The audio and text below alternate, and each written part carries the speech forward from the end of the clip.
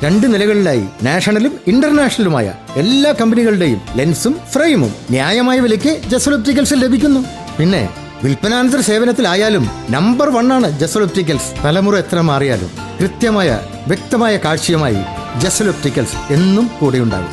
നാഷണലും ഇന്റർനാഷണലുമായിട്ടുള്ള എല്ലാ കമ്പനികളുടെയും ലെൻസും ഫ്രെയിമും ന്യായമായ വിലയ്ക്ക് ലഭിക്കുന്ന കൊച്ചിയുടെ സ്വന്തം optical showroom Jasal opticals. Jasal opticals, opposite TB hospital, Karivelippadi, Kochi. കേന്ദ്ര ബജറ്റിൽ പ്രതിഷേധിച്ച് CITU പള്ളുരുത്തി ഏരിയ കമ്മിറ്റിയുടെ നേതൃത്വത്തിൽ പ്രതിഷേധ പ്രകടനവും ധർണയും നടത്തി. കേന്ദ്ര സർക്കാരിന്റെ തൊഴിലാളി വിരുദ്ധ ബഡ്ജറ്റിൽ കേരളത്തോടുള്ള അവഗണനയിൽ പ്രതിഷേധിച്ച് CITU പള്ളുരുത്തി ഏരിയ കമ്മിറ്റിയുടെ നേതൃത്വത്തിൽ പ്രതിഷേധ പ്രകടനവും ധർണയും നടത്തി. പള്ളുരുത്തി കച്ചേരിപ്പടിയിൽ നടന്ന സമരം CITU area secretary KP Selvan ഉദ്ഘാടനം ചെയ്തു. വലിയ സമരം 31-ാം തീയതി രാവിലെ സൗത്ത് റെയിൽവേ സ്റ്റേഷന് മുന്നിൽ നടക്കും. അതിൽ കേരളത്തോടുള്ള പൊതുവായ അവഗണനയ്ക്കെതിരായ വലിയ പ്രതിഷേധം തുടർന്നും വിവിധ യൂണിയനുകളുടെ CITUവിൽ അംഗങ്ങളായിട്ടുള്ള വിവിധ യൂണിയനുകളുടെ നേതൃത്വത്തിൽ തുടർച്ചയായ പ്രതിഷേധങ്ങൾ ഈ കേരളത്തിൽ ഉയർന്നു വരാൻ പോവുകയാണ്.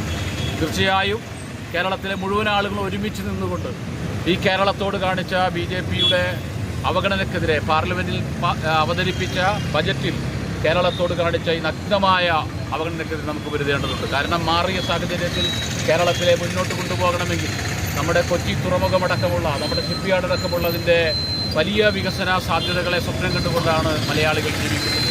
അതിനെയെല്ലാം തകർക്കുന്ന കേന്ദ്ര ഗവൺമെൻറ്റിന് ഉത്തരവാദിത്വമുള്ള നേവി അടക്കമുള്ള അതിൻ്റെ വലിയ ഷിപ്പുകൾ പോകേണ്ട അഴിമുഖം, ആ അഴിമുഖം ആഴം വർദ്ധിപ്പിക്കാനുള്ള ഉത്തരവാദിത്വം നേവിക്കുണ്ട്.